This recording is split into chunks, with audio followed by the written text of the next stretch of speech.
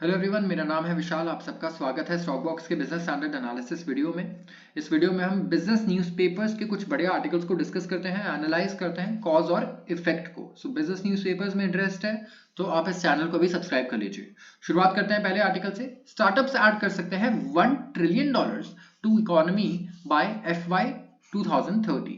अब 2030 तक अगर $1 ट्रिलियन स्टार्टअप्स ऐड कर पाए तो फिर बहुत ही बढ़िया बात होगी। आज आइए जानते हैं कि किस बेसिस पे इन्होंने बात बोली है। 50 million startup driven jobs to be generated by FY 30। 50 million jobs मतलब 5 करोड़ के करीब जॉब्स हमारे स्टार्टअप्स क्रिएट कर सकते हैं। तो कैसे, ये आगे जाते हैं। Indian startups are likely to create 50 million new jobs. 50 million मतलब 5 crore and add $1 trillion to economy by 2029-2030। ये कहना है कन्फेडरेशन ऑफ इंडियन इंडस्ट्री का। ये एक रिपोर्ट आई है कन्फेडरेशन ऑफ इंडियन इंडस्ट्री की जिसमें ये सब कहा गया है। रिपोर्ट का टाइटल है यूनिकॉर्न 2.0। यूनिकॉर्न का मतलब क्या होता है?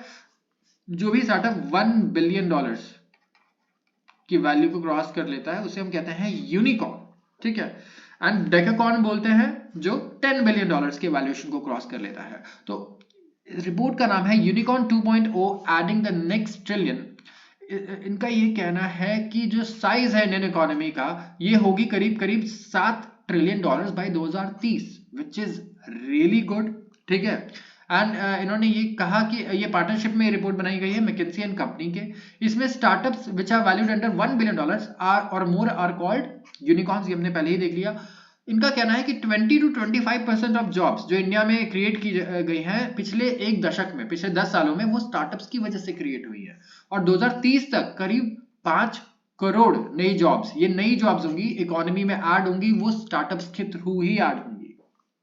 5 करोड़ में से करीब 40 से 50 लाख डायरेक्ट जॉब्स होंगी, ठीक है। और यहाँ पे देखिए 90 लाख से 1 करोड़ गिग वर्कर्स होंगे। गिग वर्कर्स आप किसको बोलते हैं? देखिए एक तो होती है परमानेंट जॉब, ठीक है, आप परमानेंट जॉब कर रहे हैं, और यूजुअली हम लोग एक टर्म यूज करते हैं गिग्स, राइट।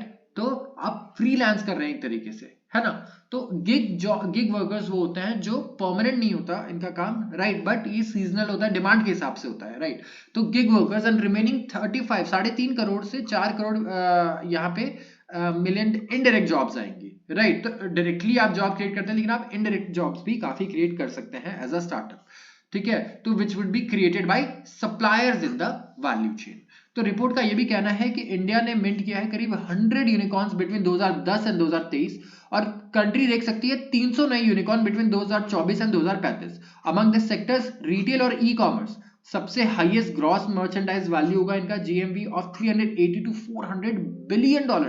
$400 बिलियन बोल रहे हैं इनका ग्रॉस मर्चेंडाइज वैल्यू। मतलब क्या हुआ, कितना वैल्यू ये क्रिएट करेंगे रेवेन्यू के थ्रू, ठीक है। फ्लिपकार्ट और जितने स्नैपडील और ये कंपनीज हैं इनके वैल्यूएशंस इनके ग्रॉस मर्चेंडाइज वैल्यू पे होते हैं कि कितने जो मर्चेंडाइज ट्रेड हुए ओवरऑल, इनकी क्या वैल्यू थी इनके प्लेटफॉर्म पे। And it is likely to be followed by 140 to 50 billion in manufacturing and 65 to 70 billion dollars in fintech sector. तो नंबर 1 पे तो हमारे रिटेल और ई कॉमर्स रहेंगे, ठीक है, 2035 तक, जो सबसे ज्यादा जहां पे वैल्यू क्रिएशन लग रहा है इस रिपोर्ट के अकॉर्डिंग। दूसरे नंबर पे रहेगा मैन्युफैक्चरिंग, इंडिया में मैन्युफैक्चरिंग अच्छे बूस्ट पे है।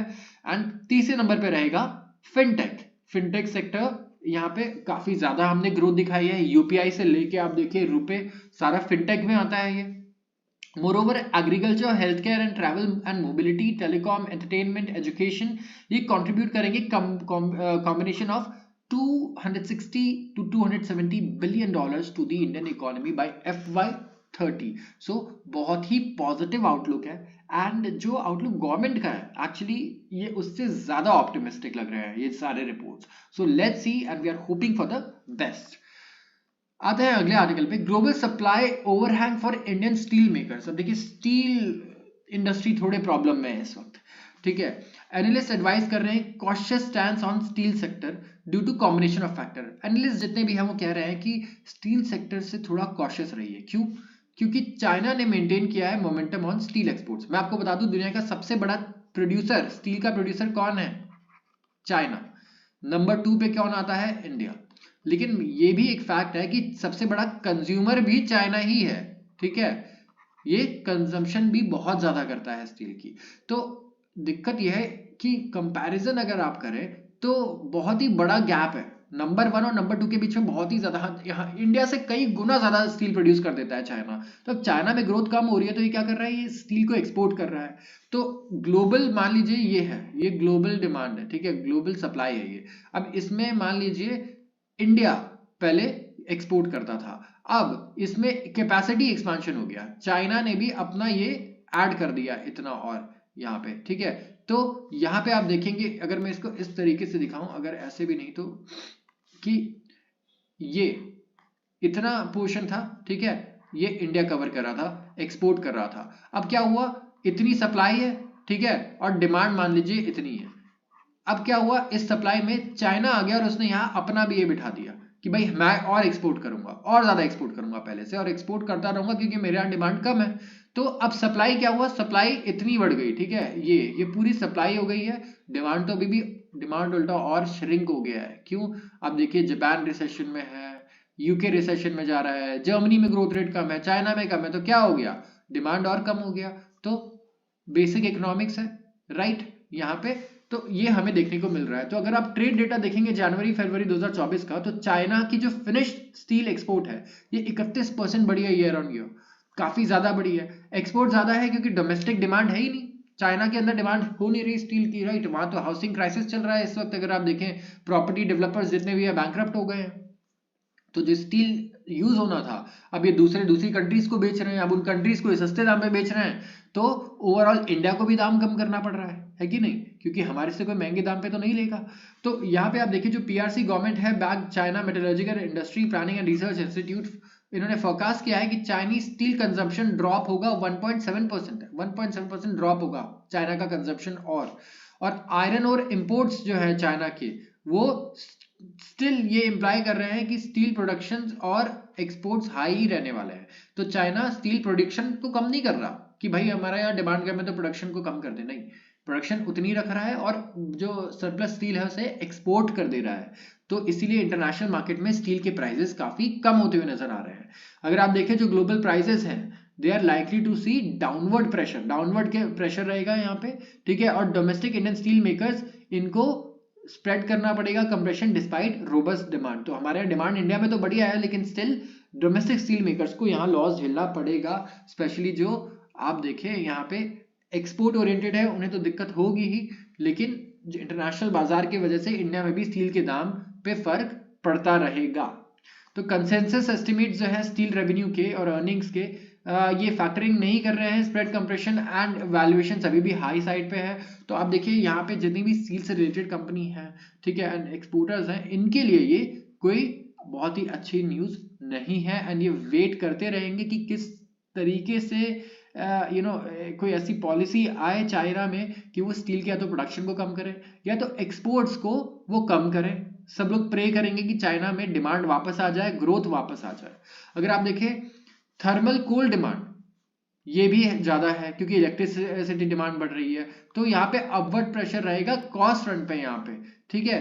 एंड इंडिया करेंटली अकाउंट करता है 20% of global coking coal imports and coke prices are weak which may balance cost somewhat and the possible scaling of capacity will also make operations more cost efficient। तो हमारे लिए देखिए यही important है। तो इसका इम्प्लीकेशन क्या पड़ रहा है, आपकी लाइफ पे क्या फर्क पड़ा। आप देखिए, आप अगर इन्वेस्टमेंट करते हैं म्यूचुअल फंड में, कहीं भी इन्वेस्ट करते हैं, राइट, तो यहाँ पे जो भी स्टील इंडस्ट्रीज है, यहाँ पे देखिए सारे कंपनीज है, Tata steel, JSW steel, JSPL, ठीक है, इनके जितने भी एनालिस्ट इन्हें कवर करते हैं, ये सारे इन्हें डाउनग्रेड कर रहे हैं इनके वैल्यूएशन को, कि भाई इनके वैल्यूएशन अब ज्यादा है, ये तो इतना कमाने वाले है ही नहीं, तो इनके वैल्यूएशन को डाउनग्रेड किया जा रहा है। और कॉशन भी किया जा रहा है कि ऐसे सेक्टर्स में अपना एक्सपोजर कम कर ले, अगर इन्वेस्ट कर रखा है तो निकाल दे, ऐसा कहना है एनालिस्ट का। आते हैं अगले आर्टिकल पे, बहुत ज्यादा इंपॉर्टेंट नहीं है but still we are covering. Foxconn बहुत ही फेमस कंपनी है, राइट, आप जानते होंगे। और यहाँ पे बुलिश आउटलुक बहुत ही ज्यादा दिखाया उन्होंने इस साल के लिए। ये एक्सपेक्ट कर रहे हैं significant rise in revenue driven by booming demand for artificial intelligence servers. जो अपबीट टोन है ये आ रहा है after a forecast beating 33% jump in net profit. तो बहुत ही सिंपल सेम स्टोरी है जो हम एनवीडिया के केस में भी देख रहे थे, राइट। एनवीडिया के केस में भी हमने ये देखा था कि फोरकास्ट बहुत ही बढ़िया है और रियल रिजल्ट्स भी बहुत ही अच्छे आए यहाँ पे। और डिमांड कहाँ हो रही है, एआई की वजह से हो रही है। तो बहुत ही स्ट्रॉन्ग डिमांड का आउटलुक है, ठीक है। मोर देन 40% रेवेन्यू ग्रोथ ये एक्सपेक्ट कर रहे हैं, जो कि बहुत बड़ी बात है इतनी बड़ी कंपनी के लिए, ठीक है ना। And AI server market 33% growth दिखा सकता है हर साल बिटवीन 23 एंड 25। तो फॉक्सकॉन की ग्रोथ इन लाइन रहेगी या इससे भी ज्यादा रहेगी। इनका जो नेट प्रॉफिट था ये आया था करीब $1.7 बिलियन। अक्टूबर से दिसंबर, ये सिर्फ 3 महीने की बात कर रहा हूं मैं, 3 महीने का इनका जो प्रॉफिट था वो था $1.7 billion, handily beating the 43.5 billion LSEG smart estimate. तो 33% जो सर्ज आया ये सबसे स्ट्रॉन्गेस्ट रहा है, और ये अक्रॉस द मार्केट देखने को मिला है। यूएस में भी जो एआई कंपनीज हैं उनके यहाँ पे हमें इसी टाइप की ग्रोथ दिख रही है। तो एप्पल, यहाँ पे आप देखिए एप्पल ने लास्ट मंथ रिपोर्ट की सेल्स और प्रॉफिट, और उन्होंने बीट किया वॉल स्ट्रीट के एस्टिमेट्स को। एंड एप्पल का काफी सारा कॉन्ट्रैक्ट किसके पास है? फॉक्सकॉन के पास। और इंडिया में भी अब एप्पल ऐसी कंपनी को चूज कर रही है फॉक्सकॉन जैसी, जो उनके लिए इंडिया में मैन्युफैक्चरिंग करे, ठीक है। तो ये तो बहुत ही छोटी शुरुआत है इंडिया में, क्योंकि फॉक्सकॉन बहुत एडवांस स्टेज पे पहुंच चुकी है और बहुत ही बड़ी कंपनी है। बट हमें इंडिया में भी ऐसे फॉक्सकॉन और एनवीडिया बनाने होंगे अगर हमें हमारे लॉन्ग टर्म गोल्स अचीव करने हैं। तो आते हैं अगले आर्टिकल पे। Despite shrinking discounts, Russian crude flow to India में कंटिन्यू। तो यहाँ पे आप देखिए कि रशियन क्रूड ऑयल, यहाँ पे आप देखेंगे कि लोएस्ट पे आ चुका है अपने प्राइस के मामले में, ठीक है।